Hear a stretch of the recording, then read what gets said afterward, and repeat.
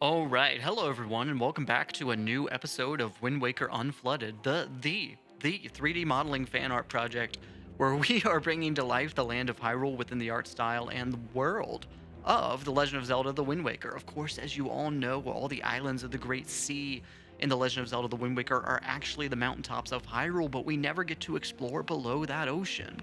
We see a small glimpse of it near Hyrule Castle, but that's it. There's a whole world that we're told is below the waves, but we only see the islands. We're scratching the surface at what Hyrule is in the Wind Waker. And I love the overworld of the Wind Waker. Just to be clear, this project comes from a place of love for the Wind Waker. I think that game presented enough of an overworld. I'm not trying to fix something that was broken. What I'm trying to do is just kind of fulfill this urge I've always had to explore the land of Hyrule. I've always wanted to see more of it, explore more of that overworld that I love in the Wind Waker, and bring to life this land that so desperately I wanted to get out of the castle grounds, right? Get beyond that, go into Hyrule Field, see what was under all those other islands that I loved, go to Windfall and see what was below it, right? Go back to Outset, see what was below it, see how everything was connected, how it related to the world that I knew from Ocarina of Time, that I came to know in Twilight Princess and Skyward Sword and Breath of the Wild, and bring all of it together. And that's what we're doing today. Lore-wise, just so y'all know, frequently asked questions. Let's go ahead and address that, right? Timeline-wise, um, the world of Wind Waker Unflooded. I call it Wind Waker Unflooded because that's what it literally is. But I'm building the world as it was right before the Great Flood. This is Hyrule as Ganon is returning right before the flood comes to wash it all away. Before the events of the Wind Waker, this is basically taking place within the prologue of the Wind Waker. So that's informing the creative decisions. That informs how I model the world, how I go about things. Um, Other frequently asked questions, just to address it all. This is just a modeling project. That is what this is. This is a piece of fan art. That is the scope of this project. Not just um, every now and then I feel like I should communicate that. I just want to be transparent to y'all, let y'all know where my decisions are coming from, let y'all know what I'm working on. I'm approaching this as a 3D modeling project. This is a piece of fan art for me. The model is the scope of the project. But anyway, let's talk about what we're working on in this video. So many times I get so caught up in my narration and I just ramble. But let's talk about what we're working on. It's time for Tingle Land. We're expanding Tingle Island, and I've been talking to the fans, the community at large, and we have come to an agreement that why not? Let's do it. Let's do the Tingle theme park. Tingle Island has been begging for something interesting. And I've had like a little bit of terrain there, but it wasn't like it was like the amount of like 5 minutes of work. So you may have seen me like delete some terrain at the beginning of this video. I'm not like, oh no, I'm redoing everything. No, it's like there was a little bit of a mountainside there, but now I'm actually going in and like sculpting it, adding detail, figuring out the shape of things. You can see below it, like I've started out with like just kind of like a rough map of this theme park and the way I want the layout to be. This idea of a river going around it and this kind of shape as you ascend the mountainside, following that river, and it'll come down to a lake, and where how all the rides are positioned. And I'm really excited to get into those. I have some ideas that maybe I'll go ahead and communicate some of those ideas. Um, because I mean, I'm not going to get to rides really in this episode, but I mean, the idea is that there's a boat ride, right? That's why there's a river. So you go down, like you load in at the top of the mountain, float down the mountain, and kind of sometimes there's props. It could turn into a dark ride. It enters a cave, goes back up to the top of the mountain. That's the vision. Um, but I had this idea that each, like, there are maybe three major rides, and they're each borrowing from um, Child Link's adventures in Ocarina of Time. Because even though Wind Waker exists in the adult timeline, right? Like they still have the legends of Link's child adventures.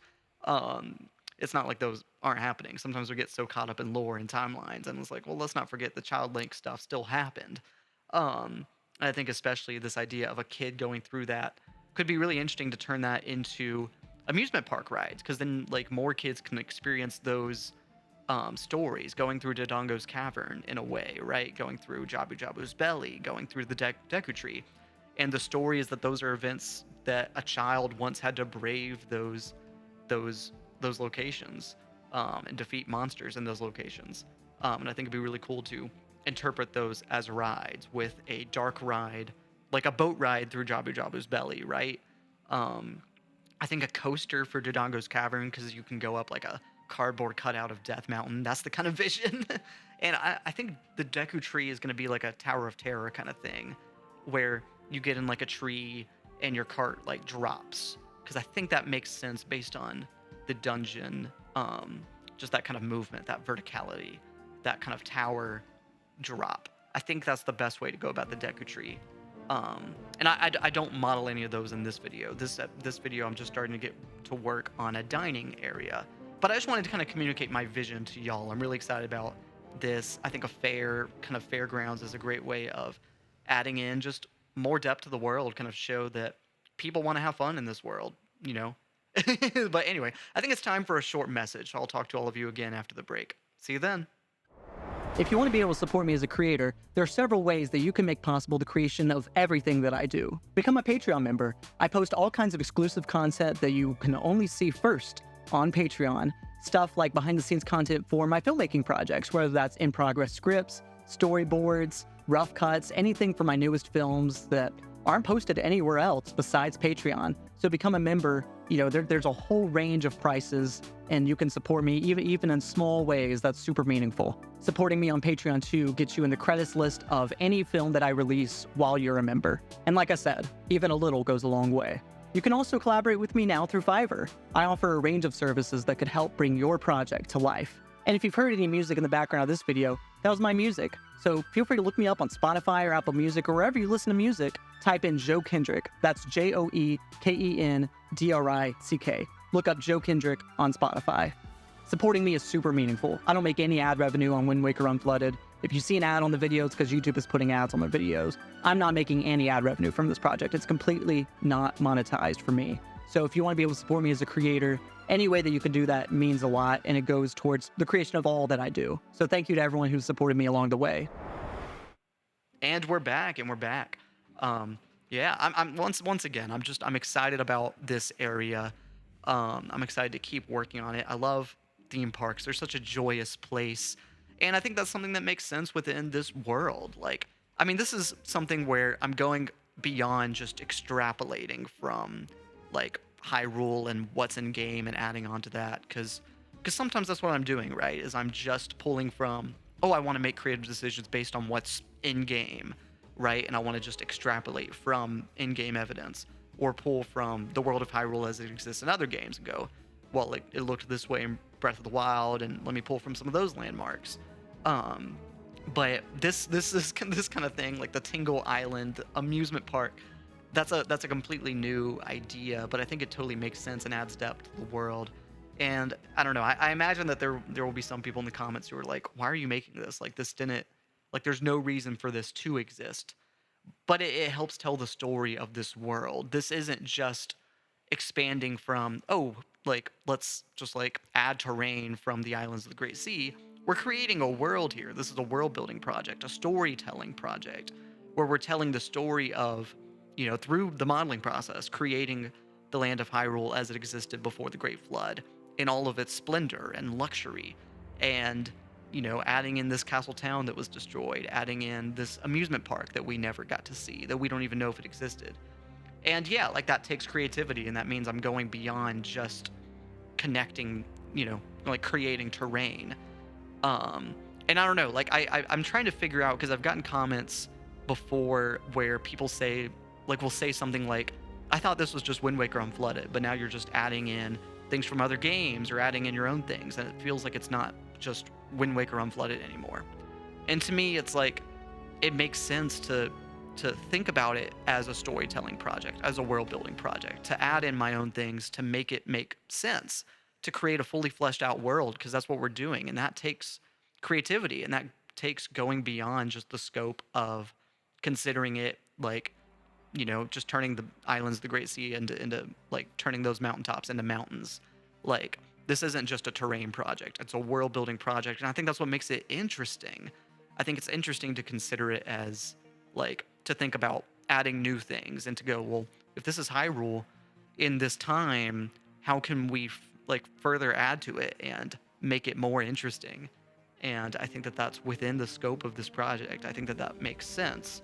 Um, and of course, a part of that is incorporating terrain and showing it all connected within this world of Hyrule and connecting the islands of the Great Sea to Hyrule down below. Um, but I think like a natural part of it, I think a good part of this project is adding to it and being creative in new ways. I think that's exciting. So I don't know. Maybe I'm misinterpreting some of these criticisms. I'm totally open to criticism. I want to understand y'all's feedback. And sometimes I get comments like that that are like, I just feel like you're going too far with adding new stuff to this project. That's what I'm interpreting.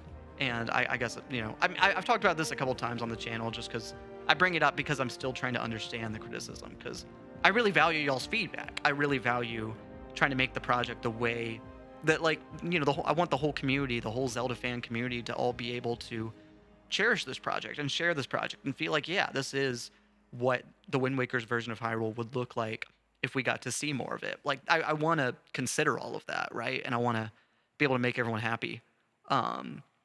So like, I guess that's why I keep bringing up, like, if I ever feel like I'm a broken record and I'm bringing up comments that I've responded to before, criticisms that I've responded to before, it's because I'm still trying to get my head around them, because I want to address them either by going against them or by listening to them.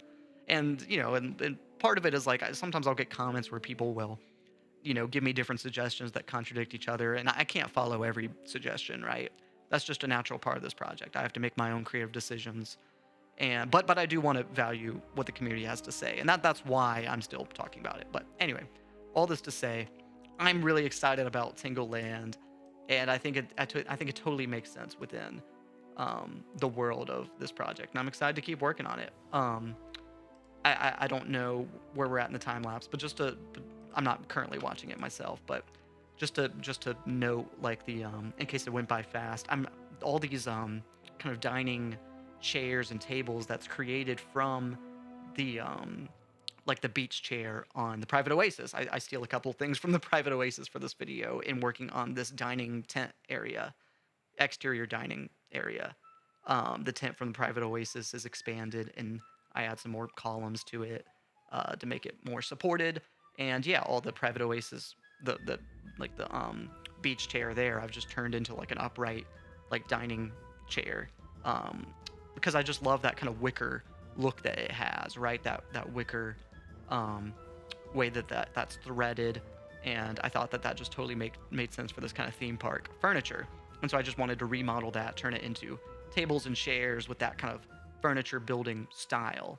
And I think that has a lot of character and charm, and just reminds me of the kind of furniture that you would see at a theme park or a zoo dining area, right? With that kind of exterior wicker aesthetic. I think that's really interesting, and I guess I'm excited just to get into the theme park, because I feel like theme parks are a place where it's not just considering like the building materials and like scope of what am I trying to say, like the things that exist within the conventions of that particular town or area, but it's like it can pull from anything. It's a theme park. It's its own structure, so it can be a mix of things. It could be a melting pot. It can be even more diverse and creative, just because things are allowed to be larger than life, because it's a theme park. And I'm excited by that. I'm excited to get into that and to do that more and more. You know, here I'm just kind of setting up the basic shape of the terrain and the mountain and just working on a couple things, but I'm excited to keep working on that, adding new things. And I think it'll be a fun area when it's done, but we're a long way from that. This is just the beginning, the beginning, the beginning, the beginning. I was trying to do an echo there. Anyway, I think we're at the end of the video. Y'all, thank you so much for watching. I'll see you in the next video. So without further ado, I'll let you go.